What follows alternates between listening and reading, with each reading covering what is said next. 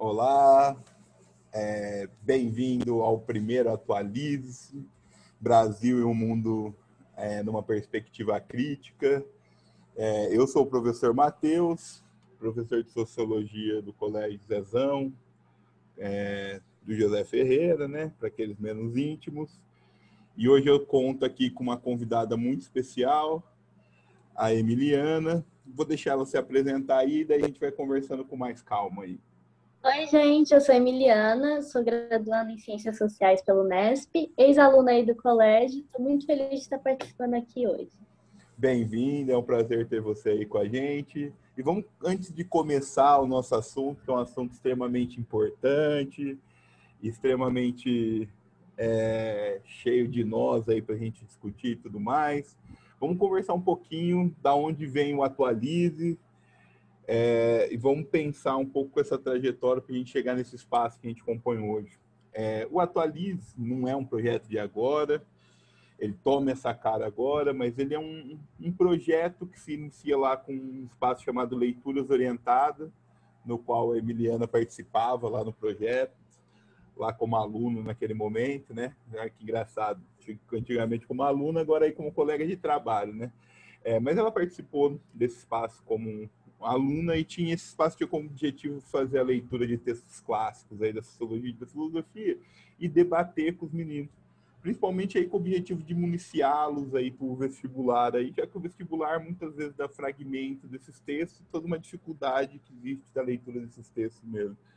Esse espaço foi progredindo, depois chegou aí nos temas contemporâneos, e daí ele já envolvia, tipo, além da turma de filosofia, envolvia também os professores de redação. Então o objetivo era, além de discutir temas, era que os meninos preparassem redações com essa temática, e a Emiliana também participou desse espaço. E hoje, com os novos contornos, com as novas tecnologias, se puder, fique em casa, né? A gente está aí tomando aí, estamos fazendo esse espaço aí, cada um no seu ambiente, por isso que nós estamos todos sem máscaras aí, um ambiente seguro, controlado, cada um na sua casa e tudo mais, e a gente está fazendo esse novo espaço. E esse novo espaço que chama Atualizes, tem como objetivo justamente a gente levantar aí questões candentes da realidade social, debater com especialistas, no caso da temática de hoje, a temática de gênero e como a questão de gênero vai influenciando, inclusive, o decorrer da pandemia, como as mulheres foram os grupos mais afetados aí no mercado de trabalho com essa questão de gênero. E aí eu chamei aí nossa ex-aluna, hoje companheira de trabalho, Emiliana, aí, para dar uma força nessa discussão aí, que ela vem se especializando nessa área, que é uma área que eu tangencio, faço as discussões, mas que ela aí vai ter muito mais para contribuir com a gente aí, do que propriamente só ficar debatendo comigo. Mas vamos lá, Emiliano, começa falando um pouco para a gente da historicidade dessa discussão de gênero aí, e como que ela vai adentrando aí, tipo, no Brasil aí, no mundo, e como que essas coisas vão se dando aí, por favor. Então, Matheus, eu gostaria de começar dizendo que a gente tem um senso comum de que na década de 70 as mulheres teriam adentrado aí no meio do trabalho, mas que isso não é verdade, né? O capitalismo abriu as portas do mercado de trabalho para uma parcela da população feminina que ainda não tinha acesso a ele, mas para outra boa parte, ele sempre esteve aberto, e inclusive para essas que adentraram no mercado de trabalho, o trabalho em si já era uma rotina na vida delas, né?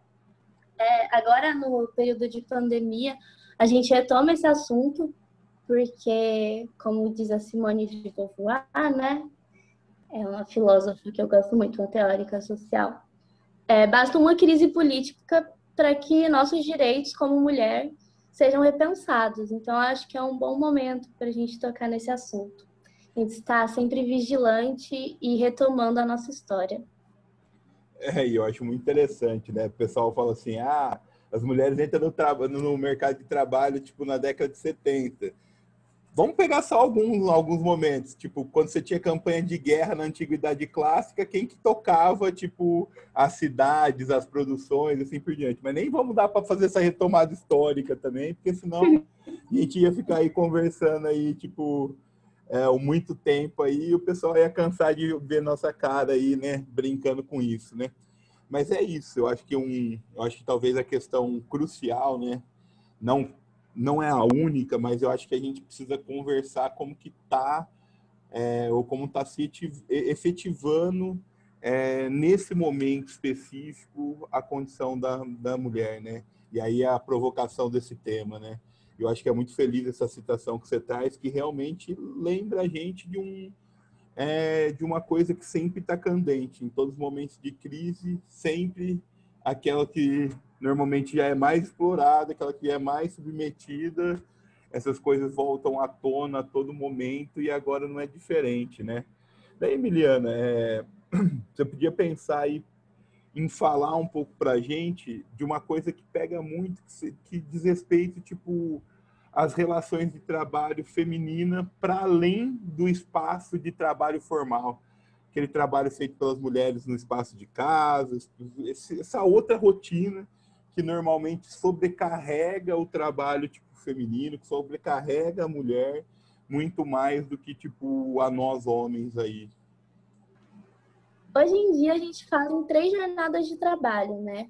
Quando a gente fala do trabalho da mulher. O remunerado, o trabalho que ela faz dentro de casa, limpando a casa, lavando roupa, fazendo comida, e o trabalho de reprodução, que seria cuidar dos filhos, preparar essa nova demanda de força de trabalho para a sociedade, né? Que são quem vai substituir a gente quando a gente não puder mais trabalhar. E, na verdade, eu É, estava, sobre essa questão aí, eu estava olhando uns dados recentes, e um dado que eu já sabia que vocês trabalhavam muito mais nesse ambiente doméstico, né? Mas quando a gente começa a ver os dados e ver as médias aí nacional, isso vai chocando muito, né? Fala que enquanto vocês, mulheres, trabalham 24 horas por semana nessa parte de reprodução, a média de nós homens é 8, né? Então é assim, ó, é uma diferença de pelo menos aí 3 vezes mais, né? Quando em alguns espaços a gente sabe que inclusive isso nem esse pouco que alguns de nós fazem também, né? Então assim, a diferença quando a gente olha assim os dados, as pesquisas, os estudos assim relacionados a isso é gritante, né? E acaba tipo sobrecarregando vocês, que vocês têm que ajudar financeiramente na manutenção do lar quando não são a principal fonte, né? Que é o que acontece em muitos domicílios no Brasil afora aí, e toda outra carga de trabalho, né? De lavar roupa, fazer comida e cuidar dos filhos, que é preparar, né? Isso que a gente brinca, é preparar as novas forças de trabalho para esse mundo. Realmente isso aí é algo que vai chocando a gente, né? E daí uma coisa que eu queria que pensassem um pouco como você tem visto isso na atualidade, se isso tem mudado, se você tem entendido em relação como que as teóricas têm passado por aí, o que você tem visto aí é, nessas discussões aí sobre isso. Matheus, é aquela coisa, né? Os homens às vezes ajudam, mas o trabalho de fato sempre é da mulher. Ele pode auxiliar no máximo, né? E uma discussão que eu tenho gostado muito de ver atualmente é sobre a carga mental, porque tem um tempo que a gente já está cobrando dos homens que eles realmente peguem a parte dele dentro de casa, no cuidado com os filhos. Mas uma coisa que ainda não se tem falado muito é que gerenciar a rotina das crianças e do lar também é uma sobrecarga muito grande. Então, não é somente você ter com quem dividir as tarefas, mas você ter alguém com quem realmente saiba quais são as tarefas a serem feitas e não que somente responda a comandos. Isso é uma coisa que no mercado de trabalho atrapalha muito as mulheres. Quando você vai fazer uma entrevista de emprego, por exemplo, se você é uma mulher, a primeira coisa que eles te perguntam é se você tem filhos. Porque as empresas sabem que seu rendimento vai cair. Porque se você tiver uma urgência, provavelmente, se seu filho, né, tiver uma urgência, provavelmente quem vai ter que ir lá na escola lidar é você. Ou mesmo se você tiver com quem contar, às vezes uma mãe, uma tia, o marido, mesmo que eles consigam sair do trabalho para fazer isso para você, você ainda vai ter que ligar para eles, reorganizar a sua rotina na sua cabeça para conseguir dar conta de resolver o problema, mesmo que não seja você de fato que vá presencialmente, por trás é você que vai ter que resolver a bucha, né? É engraçado isso, rapidinho, é engraçado isso, né, que eu converso com muitos amigos e tudo mais, né? Normalmente nós vamos fazendo aquele trabalho que eu chamo do trabalho cantado, né? Vocês mandam, né? Que é isso que você entra, essa carga psicológica que, tipo, eu realmente não tinha pensado nisso, né? Vocês mandam e daí a gente faz o trabalho cantado. Ó, tô lavando louça, hein? Tô lavando louça. Tô, tipo, varrendo a casa, hein? Como se não fosse, tipo... obrigação nossa tá desempenhando isso, como que fosse, tipo, isso que você falou é muito sério e tem que levar, assim, sério essa questão, como se não fosse obrigação de todos a organização desse espaço de reprodução da vida e tudo mais, né? Que é um trabalho não pago, que a gente chama, né? Mas que é um trabalho, tipo, tão crucial quanto o trabalho pago, porque vai permitir que esse trabalho pago aconteça, né? E daí a carga, tipo, que vai recair sobre vocês quando fala sobre isso, tipo, é impressionante, né? Não tem nem o que comentar mesmo. Então, Emiliana, como a gente estava falando aí no primeiro bloco aí, né? Que a gente deu uma paradinha para dar uma respirada, essa questão, tipo, é muito séria, né?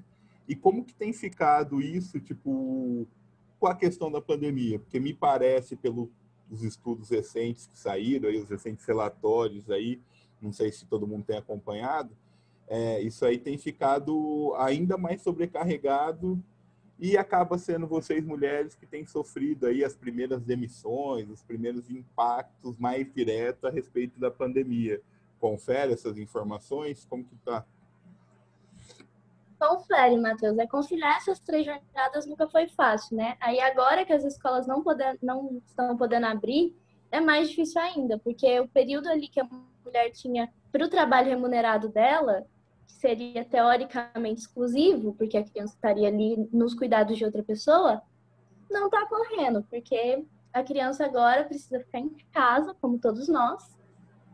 E isso, aliado a todo esse histórico de que o primeiro trabalho da mulher sempre vai ser o reprodutivo, está fazendo com que elas sejam demitidas cada vez mais. Ao ponto da taxa que você citou, de atividade no mercado do trabalho, né, ter caído de 52% para 46%. Isso parece pouco, 6 pontos percentuais, a gente olha e parece não ter relevância. Mas isso é um retrocesso de 10 anos. Então, assim, para a gente recuperar isso aí vai ser muito difícil. Principalmente porque isso é um problema anterior que a gente vai ter que buscar meios de resolver durante uma crise. É bem complicado. Aliado a isso, tem também o fato, Matheus, de que 56,9% dos empregos das mulheres representam alto risco nesse momento que a gente está vivendo. Tanto de demissão, por às vezes ter que diminuir o pessoal, às vezes realmente parar, né, a produção, tanto de contágio. Eu peguei no relatório da... Esqueci de anotar o nome do relatório. CEPAL. Da CEPAL? Isso mesmo. No relatório da CEPAL, peguei aqui que os setores assim, de alto risco seriam o turismo, a manufatura, e aí eu chamo a atenção para o comércio, o serviço doméstico, a saúde e a educação, porque esses 4 últimos são os primeiros setores que vão voltar a abrir.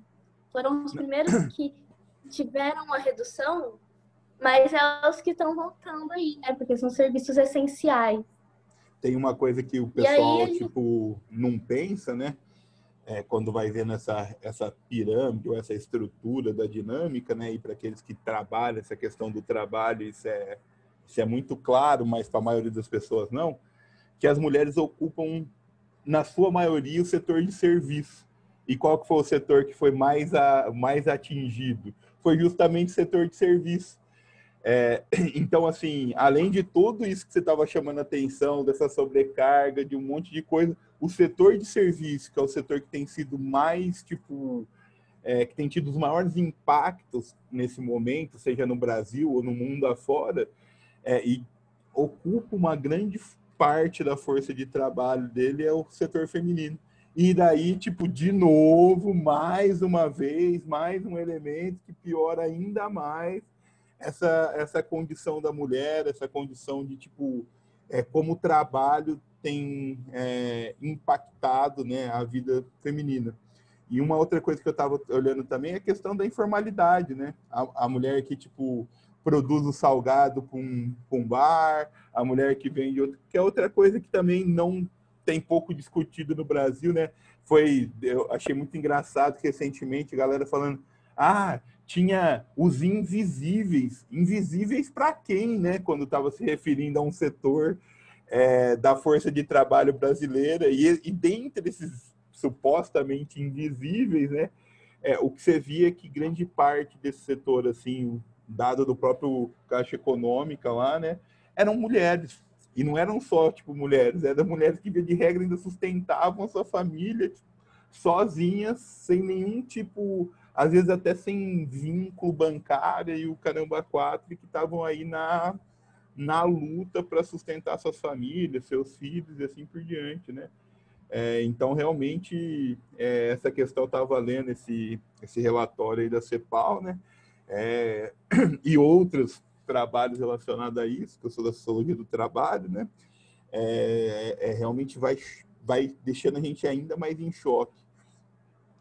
E esse dado que você traz aí à tona, que a gente teve um retrocesso de no mínimo 10 anos, né? Para a gente pensar, a gente demora tanto para avançar e quando avança vem um retrocesso. Eu estava vendo que no Brasil ainda foi mais, foram 8 pontos percentuais. Em anos de retrocesso, eu nem sei dizer quantos foram. Mas achei legal você chamar a atenção para isso que você falou no começo, das mulheres estarem nos setores de serviço. Porque isso é um resquício do primeiro trabalho de reprodução mesmo, né? A gente entrou no mercado de trabalho, mas para fazer remuneradamente para pessoas que têm condições de pagar aquilo que a gente já fazia e que a gente ainda faz dentro da nossa própria casa. Então, assim, tá sempre atrelado. Deixa eu fazer uma pergunta também para você aí. E como que eu tenho visto muito nos noticiários aí sendo dito a questão da violência nesse momento, que a violência para a mulher que sempre foi algo brutal na nossa sociedade, índices realmente chocantes, né? Ainda a gente teve uma piora. E como que fica isso aí? O que você tem acompanhado aí de dados sobre isso? Como que está a situação? Matheus, a gente tem visto que nesse período de pandemia tem aumentado absurdamente. É um ponto que os noticiários estão reforçando até mais do que o acesso que as mulheres estão tendo nesse momento ao mercado de trabalho, porque é muito preocupante, sabe? Elas estão passando mais tempo com seus agressores, obrigatoriamente, e aí, linkando com isso tudo que a gente já discutiu aqui, se você tem uma perda de autonomia econômica, fica ainda mais preocupante, porque essas mulheres não têm como sair da casa dos agressores, também não têm a possibilidade de passar menos tempo em casa, pelo menos. Então, é muito preocupante. Eu estava vendo os dados e só no primeiro semestre de 2020 a gente já teve 2 pontos percentuais a mais do que em todo o ano de 2019. Então, não dá para ter uma dimensão de quanto a gente já aumentou até o momento. Porque isso é absurdo, né? 2 pontos percentuais parecem pouco, mas significam 648 casos a mais. E tem essa É questão, muito né, preocupante. que, tipo, tem casos a mais, mesmo no momento que as mulheres têm mais dificuldades e passam mais tempo com seus agressores, né? Então, imagina só o quanto que realmente isso deve dar se dano no dia a dia, o quanto que no dia a dia isso aí não tá, tipo, astronomicamente maior e tudo mais, né? Porque se ela passa mais tempo, significa que tem uma dificuldade maior para, tipo, conseguir de alguma forma fazer essas denúncias e tudo mais, que a gente já sabe que não é uma coisa fácil de ser feita, é uma coisa muito difícil de ser feita, mas ainda pior aí, né? Esse é outro E aspecto. com a perda de autonomia econômica também fica muito complicado, porque uma ou outra ainda conseguia pegar um dinheirinho ali, pegar os filhos, ir para outra casa, retomar a vida normalmente, longe do agressor. Agora não tem como, não tem para onde ir, não tem como se sustentar, e elas vão ficando cada vez mais dependentes. Que essa é uma outra questão que o pessoal não para pensar, né? Não é simplesmente lá, é só ir lá e fazer denúncia, né? Não é simples assim, né? A galera fala como se fosse a coisa mais tranquila do mundo, né? Dia de regra você tem independência financeira, você tem ameaça, nem sempre você tem um respaldo por trás, seja do Estado, seja de grupos, para que essa mulher consiga realmente libertar dessas situações que são realmente degradantes a ela, né? Porque tem uma série de coisas envolvidas, às vezes dependência emocional, dependências das diferentes ordens aí que vão fazendo ela tá presa nesse ciclo vicioso da violência, e que também nesse momento, né, infelizmente, é mais um elemento aí, tipo, que vem se agravando, que vem se intensificando, e assim por diante. E para além de denunciar, né, Matheus, você ainda tem que fazer a justiça brasileira acreditar em você. Porque não é simplesmente você ligar e dizer que está sofrendo violência. A polícia tem que chegar na sua casa, pegar em flagrante para ele ser preso imediatamente. Ou, se não, você tem que ter fotos ou hematomas que comprovem que, de fato, aquela violência aconteceu. Porque a nossa palavra sempre é questionada, né? E ela vai ser questionada nesse momento também, de que era para ser de acolhimento, mas que acaba sendo um momento que a gente sabe que às vezes afasta a gente ainda mais de buscar a nossa justiça, buscar a nossa proteção. E eu acho que uma coisa importante que também não sei se todos acompanharam aí, é recentemente o parecer do Supremo Tribunal, né, que acaba com o crime de honra, né, ou dá o parecer definitivo falando que os casos de agressão à mulher não pode mais ter suas justificativas numa lei, vamos colocar assim, tão antiquada que nem essa, tipo, dos crimes de honra aí, que remonta a outros momentos da nossa história, né? Então, a gente tem tido alguns avanços, a gente sabe que o caminho é longo, precisamos avançar muito mais ainda e de preferência de maneira muito mais rápida do que temos avançando, né? E que nesse momento tem todas essas questões de dificuldades aí que são trazidas nesse momento. Mas, Emiliano, eu queria que, tipo, solicitar aí para você fazer as considerações finais aí, para que a gente possa devagarzinho encerrando aí. Isso. Tudo bem. Minhas considerações finais, então, é que a gente preste bem atenção nesses 4 pontos que eu citei. Da violência agora, né, que eu falei no final, de onde a mulher está inserida no mercado de trabalho, porque quando você relaciona onde a mulher está, você vê que já é um setor que está predisposto a ser precarizado. E também considerar a sobrecarga que a mulher está sofrendo nesse momento, né? Sempre teve, mas que momentos de crise aguçam ainda mais. Tá certo, então, Emiliano. Muito obrigado aí. Lembre que a escola sempre vai estar aberta aí, para sempre que quiser, tipo, estar conosco aí. E seja bem-vinda agora de volta, não mais como uma estudante aí, mas como uma colega de trabalho. A gente agradece muito a sua participação no espaço de hoje.